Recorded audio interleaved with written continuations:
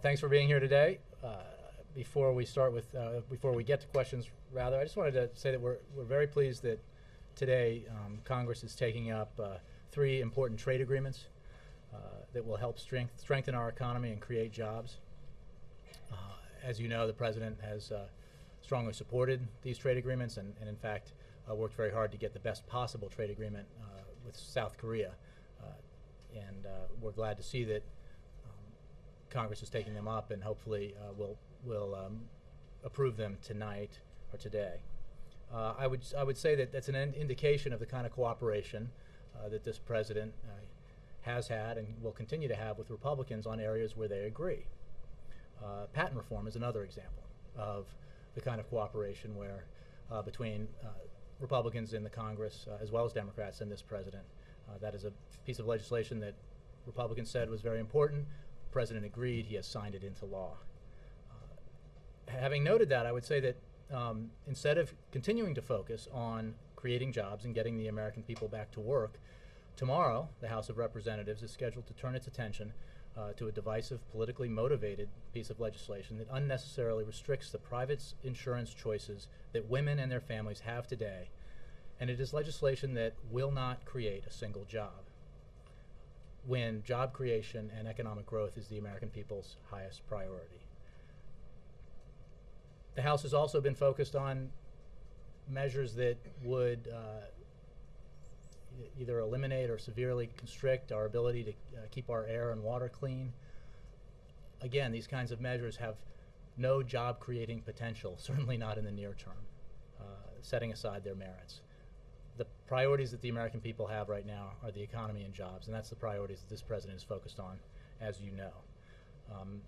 The president's, going back to that piece of legislation that I mentioned before that comes up yesterday in the House, the president's senior advisors will recommend that he veto this legislation if it is presented to him. It's time for Congress to meet its responsibility, put these kinds of divisive measures aside, and take action on jobs right now. With that, Ben Feller. Thanks, Jay. 2 topics, please. On the failed plot to murder the Saudi ambassador, does the White House consider that an act of war? We consider it what it was, which is an attempted terrorist act to assassinate the Saudi ambassador here in the United States. I think it's important to call things what they are. The fact of the matter is that the United States disrupted a conspiracy to assassinate the Saudi ambassador in a plot that was directed by elements of the Iranian government. And the disruption of this plot represents a significant achievement by our intelligence and law enforcement agencies. It's a dangerous escalation of the Iranian government's long-standing use of violence, and we consider an effort to assassinate a diplomat in the United States to be a flagrant violation of international law. As you know, we are committed to holding the Iranians accountable. We have charged 2 individuals because of their involvement in this serious plot and have sanctioned several others. We have imposed additional sanctions today on Mahan Air, which provides transportation, funds transfers, and personnel travel services to the IRGC, the Republican Guards. We are actively engaged in a very concerted diplomatic outreach to many capitals, to the UN in New York as well, to explain what happened so we can try to preempt any efforts by Iran to be successful in their efforts to try to deflect responsibility, and so we can enlist more countries in working together against this escalation by Iran. Can you put in some perspective from the White House view how massive the response could have been by the United States had this plot succeeded? I mean, is there any doubt that is there little doubt that there would have been some sort of military response? Well, I think that's speculating on what might have happened had we not succeeded in disrupting this plot because of the excellent work and coordination between our law enforcement agencies and our intelligence agencies.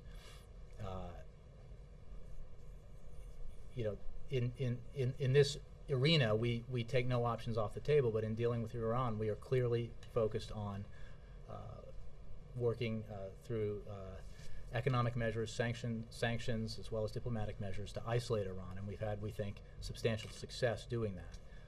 For the first time in a long time, the Iranian economy is not growing, and we think that is a result both of poor decision-making by the Iranian leadership, but also by the impact of the substantial sanctions that we and others have placed on them. And this president has been very focused on holding up Iranian behavior so that it is clearly seen by other nations around the world, and that enables us to work cooperatively with our international partners to isolate and put pressure on Iran in a way that has never really been achieved before. On that, one more quickly on this one, on that last point, what would be a satisfactory response from the world community? Well, as I said, we're working with, in a bilateral way with other countries and other capitals to discuss what happened, the seriousness of this plot, and the involvement of the Iranian government in it, and working with both bilaterally with other countries as well as internationally through the UN and other institutions to continue to isolate Iran through a variety of means. Quick one on the jobs front. We know the White House is working with the Senate on what happens now when the pieces might come forward. Can you tell the American public that might be looking for action on some of these pieces, when they can expect action, what might come first, what's the plan? I will leave it to the leaders of the Senate Majority Leader Harry Reid, to fill in the details of what we hope will be a series of votes in the Senate on the component parts of the American Jobs Act, because, as you point out, there's a lot of interest out there in this Jobs Act being passed. And last night, let's just be clear what we saw happen. A majority of the United States Senate voted in favor of legislation that is supported by the majority of the American people, that is paid for in a way that has the support of the majority of the American people, and it was blocked by Republicans who, none of whom, not a single Republican senator voted for it, which would suggest perhaps that there isn't an economic or jobs problem in the states that those senators represent, but I don't think that's the case. Having been through that vote last night, we now expect the Senate to move forward and hold votes on individual component pieces of it. And as we've said all along, we want Congress to pass it in full. If that doesn't happen, the President wants Congress to take action on the individual components of it, and if measures come to him that have passed and are paid for, and they're paid for in a way that meets his principles, then he will sign them into law, and he will say, where is the rest? Because one of the reasons when the President, the Vice President, and their team, the team here crafted this proposal, there were two priorities. One, it had to have measures in it. It had to have measures in it that would have direct and immediate impact on the economy, on growth and on job creation. And two, they wanted it to have measures.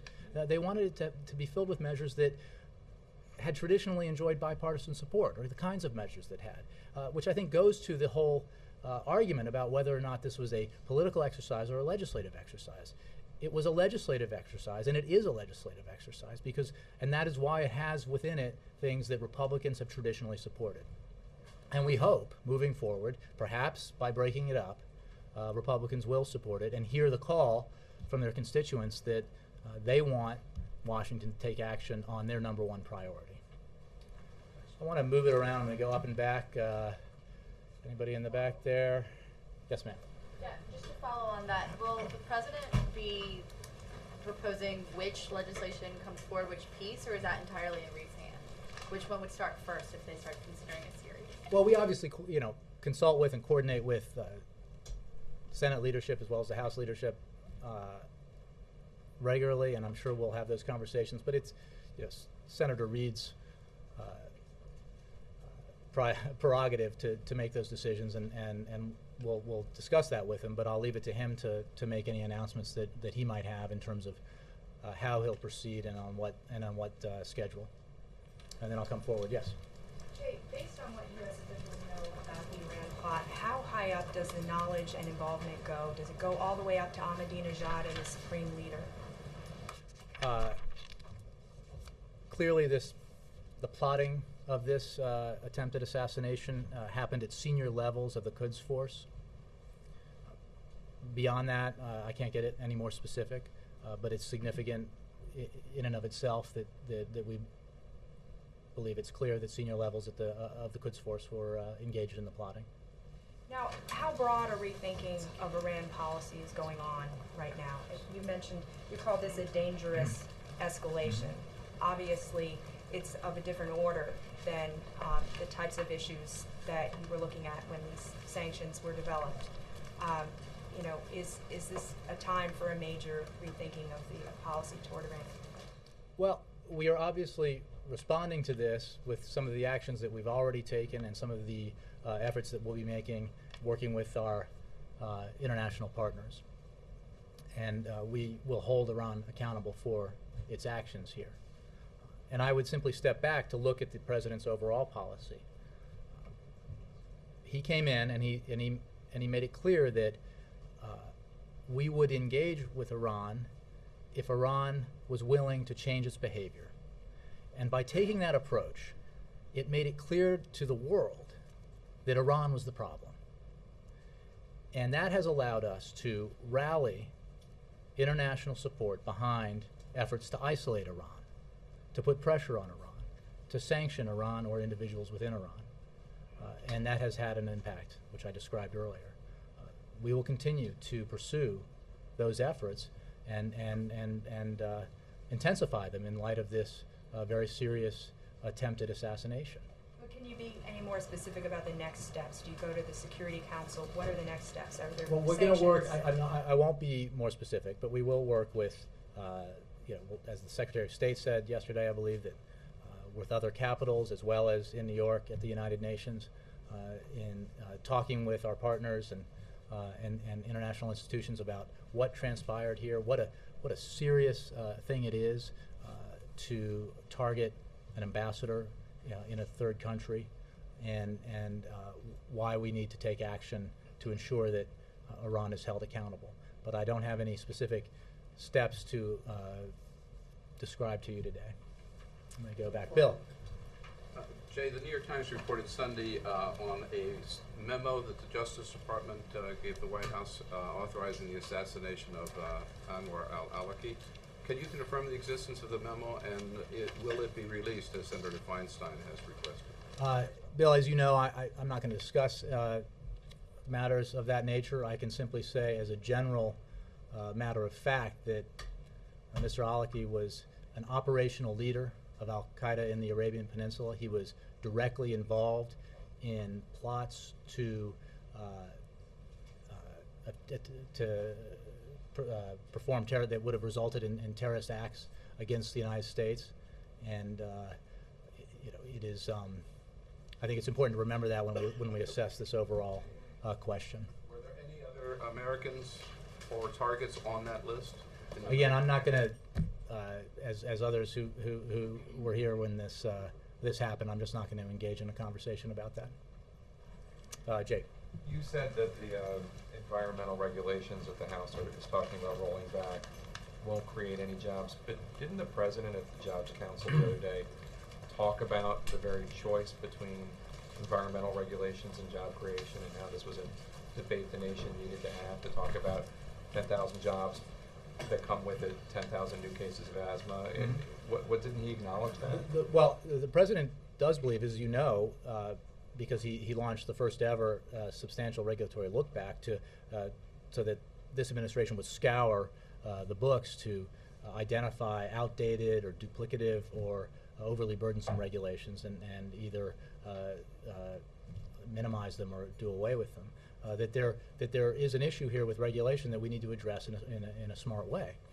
What my point is, and this is a point that was made, I think, even today by AP in a fact check, is that even if you agree with Republican policy proposals aimed at deregulation, there is no case to be made that if enacted, those proposals would result in an immediate positive impact on the economy or on job creation.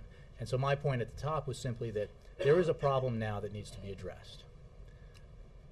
The President has a plan to address the problem we have now, which is the need to grow the economy and create jobs. Because, I mean, it's simply, if the answer is there's nothing we can do, nothing we should do, then that suggests that there's a willingness to live with 9.1% unemployment and to live with, fairly modest economic growth, the kind of modest economic growth that will not add to our employment rolls. And that the president is not satisfied with that, and that's why he's pushed the American Jobs Act. And what the contrast that I think is important to make here is in terms of the jobs, what they have called the jobs plan that the Republicans have put forward, contains within it, and it's cut taxes, cut regulations, cut spending, no measures that would have, even if you believed everything within that package was meritorious, no measures that would have demonstrable impact on the economy and jobs in the short term. And don't just take my word for it. Macroeconomic advisors, Moody's, they have assessed it, such as it is, and made that same point, even as they said that there are some positive proposals within it. I'm not comparing it to the president's jobs bill, but just as a matter of principle, the White House itself a few weeks ago decided not to go forward with an EPA regulation because of concern as to what the impact would be on the economy during a fragile time for the economy. Well, I think that let me just. So I'm just wondering why when you do it, you guys are taking business and the economy into account, and when they do it, it's something else entirely. My point is, on that specific one, I think the issue here was creating uncertainty for businesses when in fact we were going to revisit these standards in 2 years. That was the reason that the president laid out. But putting aside that specific one, my point is not that there might not be benefits to some streamlining or even elimination of some overly burdensome regulations. The president has made that clear with his rollback. But that there is that is not a jobs plan. Even if there are elements within it that are worth doing, that's not a jobs plan. And the point that we're making, the president's making, I'm making today, is that there is a priority right now that's widely felt by the American people that Washington needs to take positive action to help the economy grow and to help the economy create jobs. Just one other question I wanted to ask is about whether or not the president agrees with his campaign manager. Their strategy, speaking about the Republicans in Congress, their strategy is to suffocate the economy for the sake of what they think will be a political victory. Well, whether it's deliberate or not, by not taking action, anemic or modest economic growth and 9.1% unemployment feels pretty suffocating to most Americans who are experiencing it. And this just goes to the point that I was making, that there is an opportunity here for Congress to act in a positive way to do what outside economists say would boost growth by up to 2% next year and would add up to 1.9 million jobs next year. That would be a substantial accomplishment for the American people, and do it in a way that's entirely paid for, would not add a dime to the deficit. Pay for it in a way that is supported by a majority of the American people, paid for in a way that's actually supported by a majority of Republicans, according to, I believe, Bloomberg's poll. So, this is an opportunity that should not be wasted. There's a priority here that the American people have that is clear as day to anybody who looks at the data or has conversations out in the country with average Americans who are just trying to make ends meet. Let's do something on the economy. There are proposals here that have enjoyed bipartisan support in the past that should enjoy it now, and they're paid for. So the president agrees with the verb suffocate, just not necessarily that it's a strategy. Well, I haven't spoken. I haven't spoken with the president about that. I think we agree that inaction has a suffocating effect on the economy, no question. Yes. What's the White House reaction about Soldier Shalit's liberation in Israel, and does it help the Middle East peace process? I was just discussing that moments ago. We are pleased by the reports that Mr. Shalit will be home soon with his family.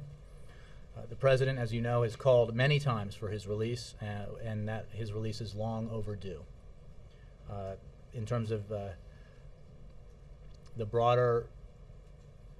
question about the broader Middle East peace process, I mean, our focus is on, as you know, and you've heard me say many times, that Palestinians and the Israelis taking steps towards peace, taking steps towards direct negotiations, because the only way that the goal that they both seek can be achieved is through direct negotiations. Yes? You said on the Iranian plot that clearly plotting happened at senior levels of the Quds Force, but both the intelligence chairs in the House and Senate said they believe that it's had to have gone to the highest levels of the Iranian government. So does this administration believe it's possible this plot could have been carried out without the knowledge of the highest levels of the Iranian government? Well, I mean, that's a somewhat speculative assessment. I mean, what I'm prepared to say is that we know from the facts that it clearly involved senior levels of the Quds Force. I'm just not going to speculate or go any further on. Rogue effort in Well, your assessment? it's part of the government, so I mean, I think that speaks for itself. I mean, but that's as specific as I'm going to be. Secretary Clinton has said that other nations, that Iran must be held accountable. We've talked about that. Do we have you heard yet from any European allies that they have agreed to step up their sanctions against Iran? We are working with European allies and partners elsewhere around the world to discuss this matter. This story just broke yesterday, as you know, and we're having these conversations right now. I think it's important to make clear the seriousness of this. The substantial evidence is described by the Attorney General and others yesterday, and why we think it's important to hold Iran accountable, and we'll be continuing to do that. I don't have any actions to announce on behalf of other countries. And yesterday you said we were told the president was first notified in June. Can you give us a sense of how frequently the president was briefed on this, and over time how much he was kept in the loop on the ongoing investigation? And then the timing of it, it seems the arrest happened just days after the Americans in Iran, the hikers were released. Mm-hmm. Is that timing just a coincidence? That is just a coincidence. The president, as you know, was first notified about this in June. He was updated regularly on it and kept abreast of it, as you would expect. I mean, I don't really have any more details than that. All the way in the back, yeah. Thanks, Jay. The Republicans and Democrats have been making very different comments about those Occupy Wall Street protesters. I mean, given the fact that the American Jobs Act was defeated yesterday in the Senate, does the White House plan to communicate with the protests, enlist them somehow to push forward the elements of the jobs bill? What the president and others have said in the administration is that we understand the frustration that's being expressed by the protesters on Wall Street and elsewhere. It reflects the kind of sentiment that is driving the demand that Washington take action on behalf of middle-class Americans. And it does go specifically to the point of Wall Street in the sense that actions were obviously taken by the previous administration and this one to ensure that the financial sector in this country did not collapse. This president believes that was the right thing to do because it prevented an even more disastrous economic situation in this country. The president also believes very firmly and fought hard for legislation that put in place rules of the road for Wall Street that would ensure that the kind of financial collapse that almost happened in this country could not happen again, and that ensured that we would not have a situation where taxpayers would have to bail out institutions as they had to in the past. That legislation passed and was signed into law, and since then, some members of Congress have been actively trying to water it down, and others running for high office has been calling for its repeal. We think that's a terrible idea. We think the American people, when made aware of it, agree with us. It's a terrible idea.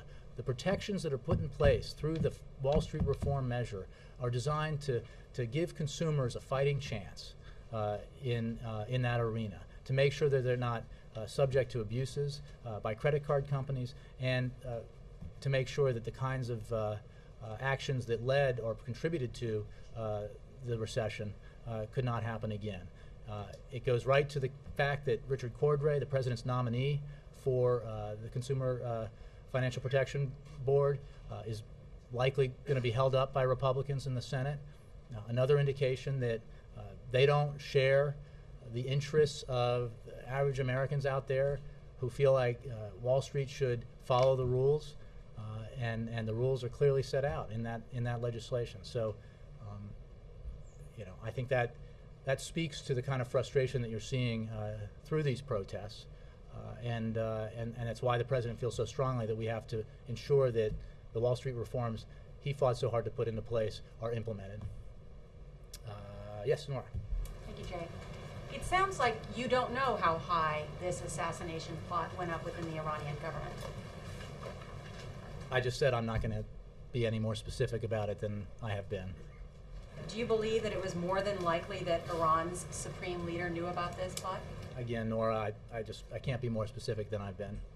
So how do you expect to rally the world then to further isolate Iran if you're not willing to say what elements, other than the Quds Force, was involved or knew about this assassination plot? Well, let's be clear that the IRGC and the Quds Force is not some minor element of the Iranian government or military. Secondly, I think the fact that there was an attempted assassination of a protected diplomat it will be and is a matter of great concern to nations all around the world who have their diplomats positioned around the world. This is a flagrant violation of international law, and we don't believe that we're going to have any difficulty in persuading other nations to agree with us that this is quite a serious matter. There's no doubt from the Secretary of State, from the Vice President, you yourself have said there's going to be no doubt persuading these other countries to take additional steps. What additional steps are you asking them to take? Well, I think you see the course that we've pursued in terms of sanctions and other measures that isolate and put pressure on Iran. Other countries have been doing that as well, and we have worked with them prior to this incident to do that, and it has had a dramatic effect, we believe, in Iran. It has contributed to the further isolation of the Iranian regime and put pressure on them. And those are the kinds of actions that we're continuing to work on, both unilaterally and bilaterally and multilaterally. Can you be more specific about what you mean? Well, I think sanctions are pretty specific. We talked about, I just talked... multiple rounds of sanctions on Iran. Yeah, and they've had an effect, and we're going to intensify the pressure and continue to work with our allies and partners around the world to hold up and make clear Iranian behavior, and also make clear that they have a choice to make in terms of getting right by the international community, and we've made clear what that would entail. But the Secretary of State said today we're going to hold them accountable. Sounds like you want to make the Iranians pay the price. What do you want done? Well, Nora, I think I can repeat the answers I've given. You saw 2 individuals charged. You saw sanctions levied on several more specific individuals. More action taken today against an airline that is related to this. And we will continue to take measures to put pressure on Iran.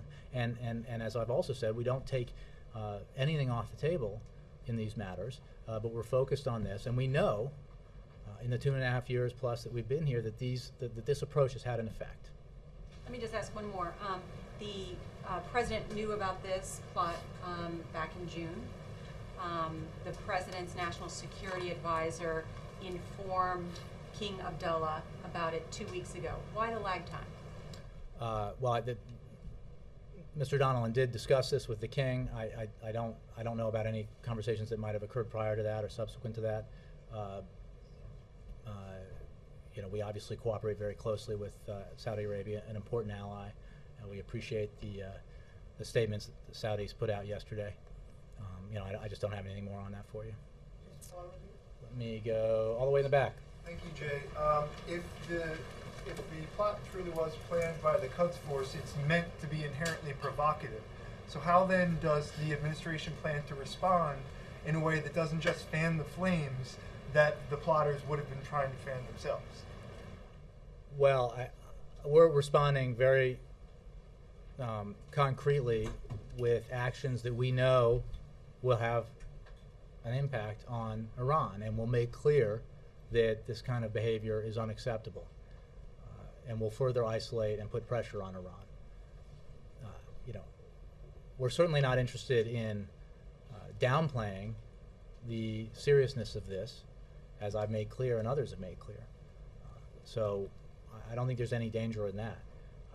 We're taking concerted action. We're going to be working with our allies and partners, as well as the United Nations, and to continue to isolate and put pressure on the Iranians and the Iranian regime. Talk about that fine line then?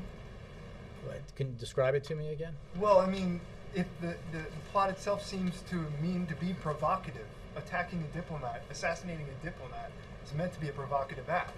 So how do you respond in a way that doesn't just play into the attempts to be provocative? Well, look, I don't think there is an alternative to holding Iran accountable for this, and that's what we're doing.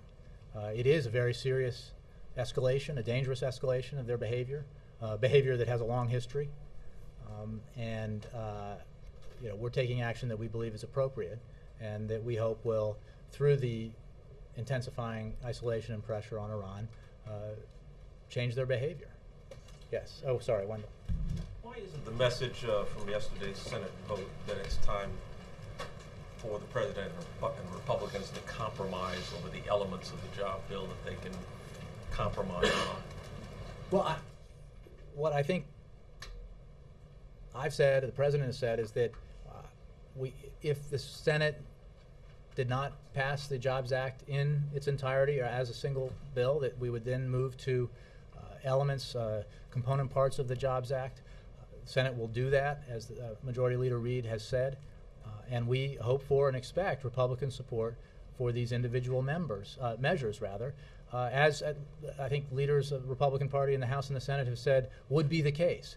Now, we will insist that every measure here deserves broad bipartisan support, because they're the kinds of measures that have earned broad bipartisan support in the past, and we will not be satisfied, you can be sure, if only one or two or three of them pass, because all of them pass and should pass, and the plan was constructed in a way to have the kind of collective impact on the economy that would be a significant net positive for the American people and the American economy. Again, I point you to the outside analysis of the American Jobs Act, all of its component pieces, and if enacted, what kind of impact that would be on the economy in terms of job growth and economic growth. So, but we will work. We hope that the kind of expressions of support for some of the measures that we have seen, the individual measures, will be realized in votes for them as we move forward here. But don't misunderstand me, that we will not be satisfied if a measure does not succeed and reach the President's desk. But you could have passed a portion of the bill yesterday. Well, because we believe, I think you're making assumptions about behavior in the Congress that can never, I mean, we heard last night, I believe in Republican debates, suggestions that even the payroll tax cut extension and expansion isn't a good idea. It's somehow a little Band-Aid. If you're an American family out there, $1,500 is a lot more than a little Band-Aid next year. How you can be for, how you can support the Ryan budget, which would give an average of $200,000 additional in tax cuts to millionaires, and be against tax cuts for regular working folk in this country, 95% of Americans, is beyond me. But that's what we heard last night. So I don't think that we can take anything for granted here. The fact is that the reason why we wanted to vote on the full measure is because we believe in every piece of it. And we don't just believe in every piece of it. The President doesn't just believe in every piece of it, but the vast majority of the American people believe in every piece of it, as data has shown. So we're going to keep at it. We don't think there's a more important priority right now. We certainly don't think that ideological legislation that does not create a single job is the next order of business. But officials say privately there's no plan on breaking it down to its component parts this week. The President makes clear in his statements today that you want to see politically painful votes taken in the Senate. And the focus appears to be as much on that as it is on passing the elements that you could get passed. That is just, let's just be clear. This, and I've seen some of this reporting, and we would like nothing more than for all of this to pass and for the President to sign it. And as the President said at the end of his press conference last week, he would like nothing more than for Congress to deprive him of the opportunity to run against a do-nothing Congress by actually doing something on the economy and jobs. His interest is in helping the economy and in helping and putting people back to work. You might argue, if you're being crassly political, that economic growth and job creation would be good for him politically. So even if that were his motivation, it would be focused on getting all of this passed because of its positive impact on the economy and jobs in this country. So the idea that this is some political exercise, again, is just a fallacy because it was designed, put together with component parts that were seen to be legitimately the kinds of things that Republicans have supported in the past, as well as Democrats. I mean, a huge portion of this package is tax cuts. Tax cuts for working Americans. Tax cuts, I mean, for every American who gets a paycheck. Tax cuts for small businesses. What I think will be, if passed, the 18th tax cut for small businesses that this president has signed into law. Incentives for businesses to hire veterans returning from Iraq and Afghanistan, men and women with enormous qualifications who have sacrificed and done extraordinary things for their country and who are returning to a very difficult job market and deserve our help in getting jobs. As well as measures to put teachers back to work, 280,000 of them across the country who have been laid off. I mean, one of the reasons why we've had the kind of smaller than hoped for jobs reports is because even though we've seen consistent private sector job growth, we've seen layoffs in the public sector, and the layoffs have been largely of teachers.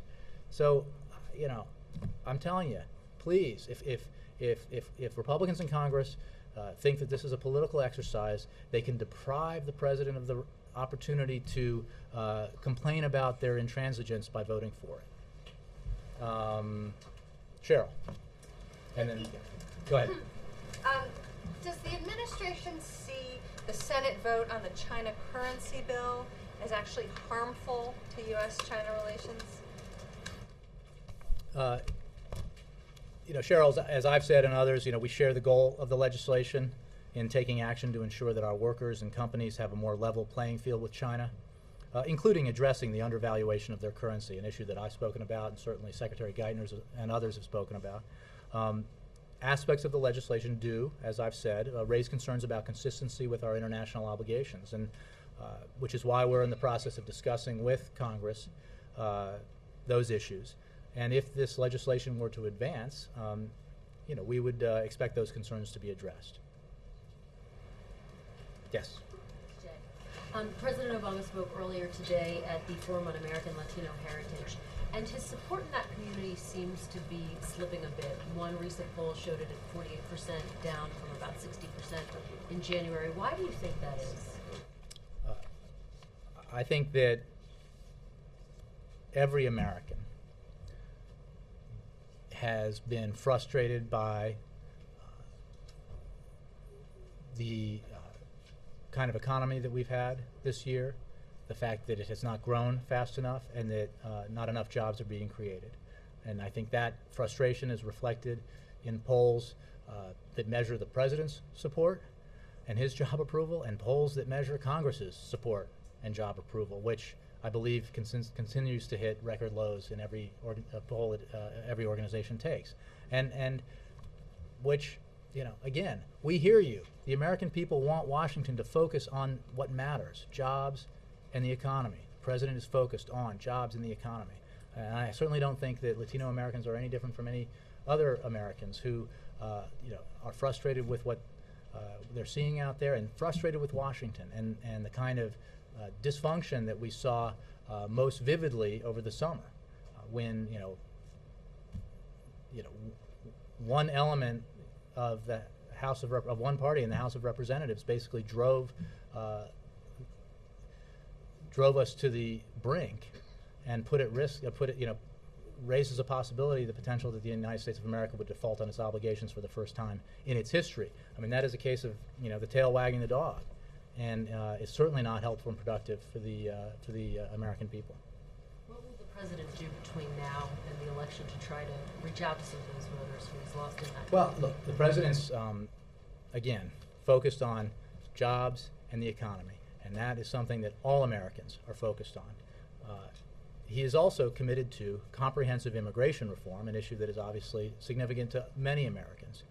And I note, as I have in the past, that he hopes and believes that there will be, at some point, a return to the kind of bipartisan support for comprehensive immigration reform that we used to have in this country, led by his predecessor as president, Republican George W. Bush, and the Republican nominee for president in the last election, John McCain, Senator of Arizona. So, you know, hopefully that we can rebuild that kind of bipartisan support for comprehensive immigration reform, and if we do, this president would very much like to see it passed. Let me just make sure you have been asking, and then Macarena. So yeah, you too. I want to follow quickly on Cheryl's China question, and then I have a South Korea question. There's not that much, it seems like, that the President and the House Speaker, John Boehner, agree on these days. Boehner today said that the China currency bill could set up a trade war. And what I want to know is, beyond the fact that the President's hoping that concerns will be addressed in the future, is the President also concerned that the implications of this could be a trade war? Well, what the president is concerned about is what I just described, which are that that there are issues here about compatibility and consistency with our international obligations, and that's why we're talking to Congress, and we will continue to talk to Congress. And if this legislation were to advance, those issues would have to be addressed. The underlying goals of the legislation are things that we share, and we need there needs to be a level playing field for our businesses and for our workers. And China needs to address the undervaluation of its currency. But you don't want to take a posture right now against the Democratic caucus that what they're doing is I've described it in what I think are pretty specific terms about our feelings and our approach to this, and we're continuing to work with members of Congress on it. And on South Korea, could you talk to us a little bit, with that trade pact about to be passed now into law, about what are the most important outstanding issues that the President and the South Korean leader are going to be discussing? Is it going to be focused on China? Is it going to be focused on North Korea? And with regard to Friday's visit to Detroit, is Korea poised to make a guarantee that they are going to buy a certain number of U.S. cars? Is there anything like that that you can preview for us about why you chose that plant, and what in terms of the auto piece is going to come out of the state visit? Well, let me start with, and I'm glad you asked. This is a very important and significant state visit. It comes at a time that's really a high point in the bilateral relationship and in our alliance with South Korea, and it marks an alliance that has matured over the last 2 years into a partnership building peace and prosperity globally. This establishment of a new economic partnership will create jobs and economic growth here in the U.S. as well as in Korea, and we're very hopeful that Congress, as you said, will act to approve the trade agreement, and the President will obviously sign it if Congress does act. As far as Friday goes, you've heard the President say many times that he wants, the fact that Americans buy and are able to buy Kias and Hyundais here in the United States is fine, but he wants Koreans as well as others in other countries to be buying Chevys, Jeeps, Fords, and other American cars, and to be able to do that. So I think that the visit will highlight the trade agreement and the potential that the trade agreement creates for opportunities that American car companies in particular will have to sell their products overseas. Will there be a specific deal or agreement announced? Will I don't- Korea buy Chevy Sonics, or? I think the trade agreement's a pretty significant deal. Last one, I promise you in the red. Yeah. Yes. Why do you think more pressure or more sanction will be on Iran? What's your evidence one of the sanctions work until this time? Well, as I mentioned, the Iranian economy is not growing for the first time in years. There's almost a state of disarray economically in Iran. The isolation that Iran is under is apparent to anybody who is a global observer or expert on the region. Its closest ally, the Syrian president, and the Syrian regime is under immense pressure because President Assad has demonstrated that he is no longer fit to lead in Syria, and that is a sentiment not just held by this government but by governments across the globe. I think Iranian isolation has never been so intense, and the pressure on Iran has never been so intense, and we intend to continue to work with our international partners to ratchet that up. Thanks.